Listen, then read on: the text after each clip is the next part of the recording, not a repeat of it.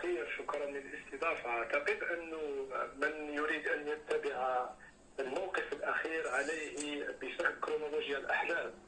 السلطة السياسية في الجزائر بعد الحراك والتي جاءت بتغيير يعني سريع حراك مبارك داخل النظام السياسي، هذا هو اللي دار حراك مبارك.